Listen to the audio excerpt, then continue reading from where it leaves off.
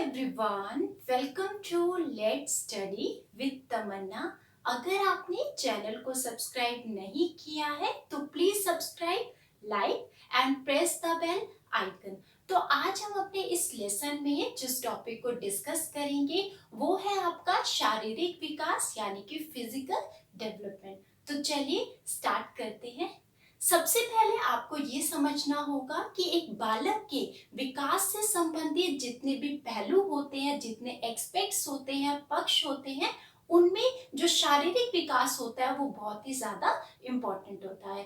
क्योंकि एक बालक का जो शारीरिक विकास होता है वो विकास के जो अन्य पक्ष होते हैं, अगर हम बात करें मानसिक विकास की, सामाजिक विकास की, सांवेगिक विकास की, इनको पूरी तरह से प्रभावित करता है। क्योंकि अगर मानसिक विकास का अर्थ क्या होता है, किसी भी चीज में संयोजन करने की योग्यता, यानी कि कल्पना शक्ति का निर्माण, निर्णय ले सके, विचार कर सके, समस्याओं का समाधान कर सके, इसी को हम कैसे लेते हैं, एक मानसिक विकास के रूप में। एक बालक का मानसिक विकास तभी सक्षम हो पाता है जब वो शारीरिक रूप से इस प्रकार से सक्षम हो, समर्थ हो। अगर वो शारीरिक रूप से अक्षम होगा तो उसका मानसिक विकास भी पूरी तरह से प्रभावित होगा। उसी प्रकार से जब हम सोशल डेवलपमेंट की बात करते हैं तो इसका अर्थ क्या होता है कि एक व्यक्ति का दूसरे व्यक्ति के साथ संयोजन स्थापित करना। तो संयोजन कैसे स्थापित होगा, जब वह शारीरिक रूप से सक्षम होगा, तभी वो दूसरों से मेल मिलाप कर पाएगा, अपने विचारों को व्यक्त कर पाएगा और उनके विचारों को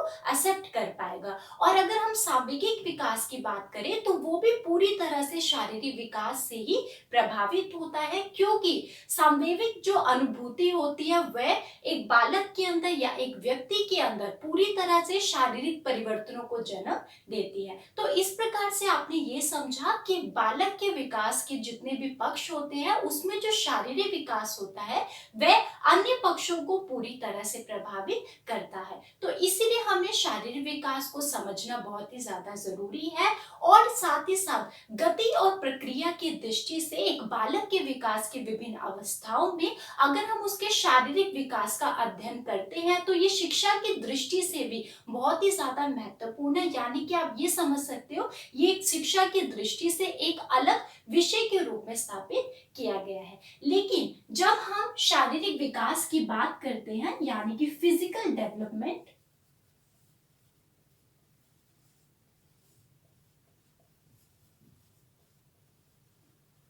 तो हमने डिस्कस किया था कि शारीरिक विकास में दो तरह के अवयव जो होते हैं वे शामिल होते हैं। एक होता है आंतरिक और दूसरा होता है बाहरी, यानी कि इंटरनल और एक्सटर्नल। जब हम एक्सटर्नल की बात करते हैं, बाहरी अवयव की बात करते हैं शारीरिक विकास में, तो वो हमें प्रत्यक्ष रूप से दिखाई देता है। अगर किसी बालक के शरीर में या उसके भार में, उसके आकार में जो परिवर्तन हो रहा है, विकास हो रहा है, उसको हम डायरेक्ट रूप से देख सकते हैं। लेकिन शारीरिक विकास में आंतरिक अवयव जो पहलू है इसका वो भी शामिल होता है। उसको हम प्रत्यक्ष रूप से देख तो नहीं सकते, लेकिन हर जो बालक है वह आंतरिक रूप से वह अवयवों में परिवर्तन होता रहता है उस बालक के अंदर, साथ ही साथ उसका समुचित रूप में भी विकास होता रहता है। तो शारीरिक विकास में मौजूद है उसके आंतरिक और बाहरी अवयवों का समुचित विकास। तो आज हम वही डिस्कस करने वाले हैं कि जन्म से पूर्व यानी कि इंटरनली तौर पर आंतरिक जो अवयव है, जन्म पूर्व शारीरिक विकास, जिसको कि आज हम डिस्कस करेंगे।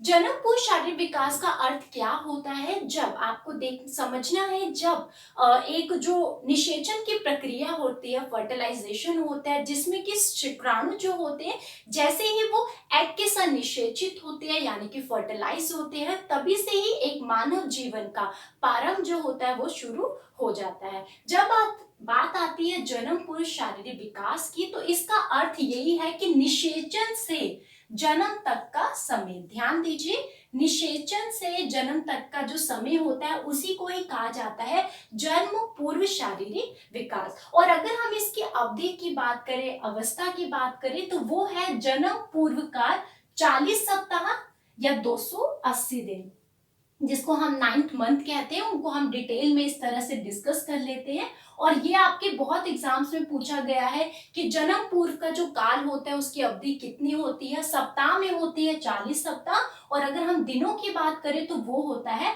280 दिन। अब ये 280 दिन में जो निषेचित अंड होता है उसका जो आकार, जो मतलब फर्टिलाइजेशन एग होता है, उसके जो आकार में बढ़ोतरी होती है वो 5000 गुना होती है। और अगर हम भार की बात करें तो स्टार्टिंग में अगर वो 1 ग्राम है तो इस 280 दिन जब वो कंप्लीट होता है तो वो 3.5 किलो का हो जाता है। तो ये इंपॉर्टेंट फैक्ट है जो कि आपको समझना यहाँ पर जरूरी है। अगर हम बात कर रहे हैं जन्म पूर्व शारीरिक विकास की तो उसको विभाजित किया गया है 3 कालखंडों में। जन्म पूर्व 3 कालखंड में इसको विभाजित किया गया है, जिसे कि हम एक एक करके डिस्कस करेंगे। सबसे पहले जो अवस्था होती है उसको कहा जाता है डिंबा अवस्था, यानी कि पीरियड ऑफ अवम। इसमें क्या होता है, ये जन्म पूर्व काल की आपकी प्रथम अवस्था है। ध्यान दीजिए, ये एक प्रथम अवस्था है और अगर इसकी अवधि की हम बात करें तो इसकी अवधि है 0 से 2 सप्ताह। ध्यान दीजिए, 0 से 2 सप्ताह। और अवधि अवस्था का नाम क्या है, डिंबा अवस्था। इस अवस्था में जो माता के जो पीयूष ग्रंथि होती है या थायराइड ग्रंथि होती है तथा जो गर्भाशय की क्रियाशीलता होती है उसमें बैलेंस होना बहुत ही ज्यादा जरूरी होता है, यानी कि संतुलित उसकी जो अवस्था है, संतुलित जो उसका विकास है वो होना बहुत जरूरी है। किस अवस्था में, डिंबा अवस्था में। काफी एग्जाम्स में आया है जन्म पूर्व काल को कितने खंडों में विभाजित किया जा सकता है, तो हम इसको अध्ययन की दृष्टि से 3 खंडों में विभाजित कर सकते हैं।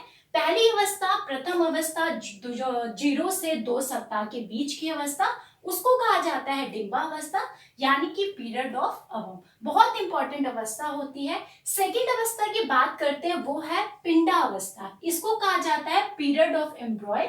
ये जन्म पूर्व काल की द्वितीय अवस्था है। ध्यान दीजिए, द्वितीय अवस्था है और इसकी अगर हम सप्ताह की बात करें तो ये 3 सप्ताह से 8 सप्ताह तक चलती है। यानी कि आप ये कह सकते हो कि ये जो अवस्था है पिंडा अवस्था, ये 6 सप्ताह की अवस्था है जो कि 3 सप्ताह से 8 सप्ताह तक निरंतर चलती रहती है। और इस अवस्था में क्या होता है, इस अवस्था में कोशों का समूह एक लघु मानव के रूप में विकसित हो जाता है। लघु मानव के मीन्स मिनिएचर इंडिविजुअल।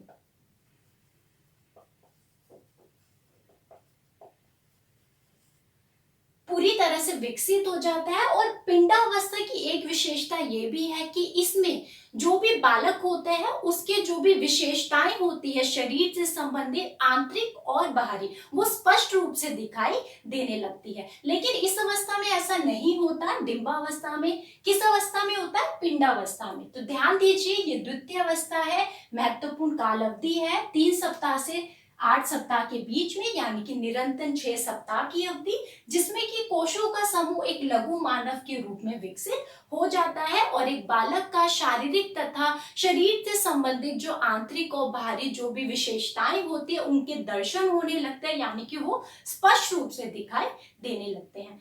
अब हम बात करते हैं कि पिंडावस्था का महत्व क्यों इंपॉर्टेंट है। ये बहुत ही क्रूशियल टाइम होता है, बहुत ही इंपॉर्टेंट अवस्था है, क्योंकि भ्रूण कि शरीर निर्माण में विसंगतियां उत्पन्न हो सकती है। अब ये विसंगतियां कैसे उत्पन्न हो सकती है, अगर किसी प्रकार का कुपोषण है या कोई सदमा है या किसी भी तरह की बीमारी या कोई समस्या है इस अवस्था में अगर आती है तो उसका पूरा इफेक्ट किस पे पड़ता है, भ्रूण पर। यानी गर्भ में जो माँ के गर्भ में पल रहा भ्रूण है उस पर पूरी तरह से इफेक्ट पड़ता है और उसके शरीर निर्माण में बहुत सारी विसंगतियां होती है, वो उत्पन्न हो जाती है। और ये विसंगति इस प्रकार की होती है कि ये कैरी ऑन होती रहती है, कॉन्टिन्यूस आगे चलती रहती है। किसी भी प्रकार का विकार हो सकता है, शारीरिक हो सकता है, मानसिक हो सकता है, बौद्धिक दृष्टि से हो सकता है।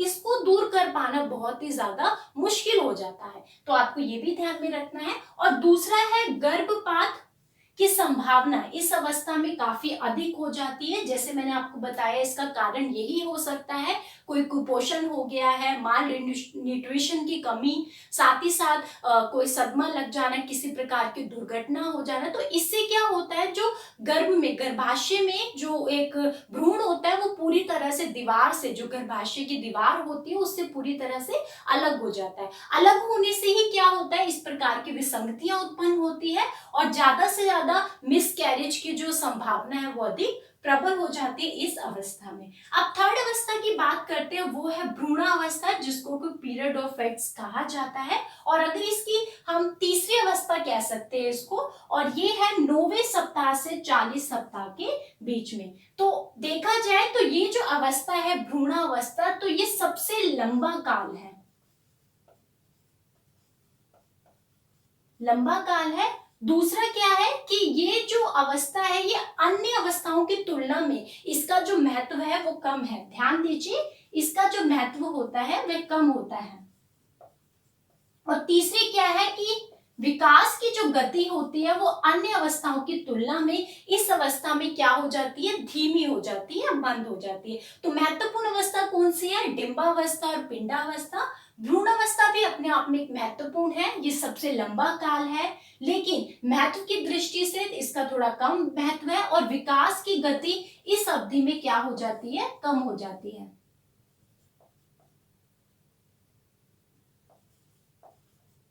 तो तीन इसके संबंधित एक विशेषता है। साथ ही साथ भ्रूणावस्था में जो आकार होता है, आकार में वृद्धि या अनुपातिक आकार में परिवर्तन, ये इस अवस्था की एक विशेषताएं हैं जो कि सामने झलक के आती है। इसका अर्थ क्या हुआ कि आपने देखा होगा कोई भी जो बालक होता है, मनुष्य जो भी होते हैं, उनका जो विकास होता है वो शीर्ष से ही प्रारंभ होता है। और सिर क्या होता है, उनके पूरे जो बॉडी होती है उसमें सबसे बड़ा पार्ट कौन सा होता है, उसके सिर का होता है। अगर हम बात करते हैं 8वें सप्ताह की,